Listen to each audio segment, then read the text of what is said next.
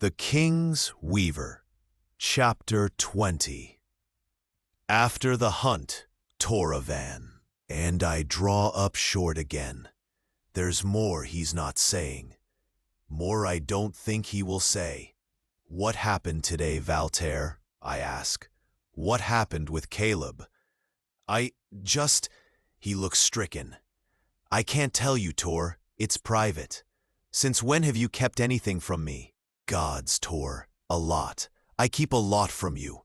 I help you with everything, but do you even see that I'm bending everything around you right now? I sit up, my stomach sinking, my anger rising. I'm the king. My subjects should. He cuts at the air with his hand. Gah. Just, Tor. It's not mine to tell, but just ask him, all right?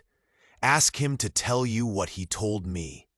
It's nothing bad, but just ask. And that's all I'm going to say, king or not. My stomach knots.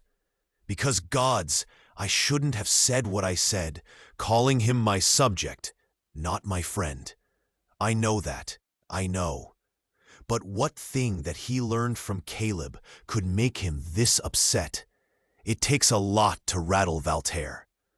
Okay, I say. I will. But I'm not sure that I will. Because I don't want to ruin the one, possibly bright point of hope in my life just now. Do I need to send him from the palace? I ask, hardly wanting the answer. I'm not sure I'd do it if he says yes, but Valtaire shakes his head, and I crumple back, in more relief than I'd ever admit to. No, not that kind of thing. Like I said, it's not bad, and the rest is not really my business.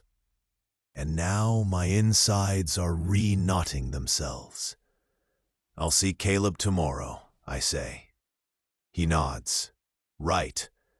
Now, you had a long day. You haven't had anything to eat. He takes a breath, and I watch him try to calm down, to change the subject. And why can't I not be an ogre to my friends too? Do you want to raid the kitchen? Valtaire asks, and puts on his best mischievous grin, waggling his eyebrows at me. I take it like the peace offering it is.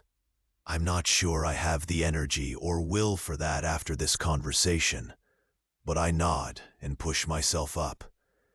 Because Valtaire's goodwill means a lot to me, and because being alone gives me time to think.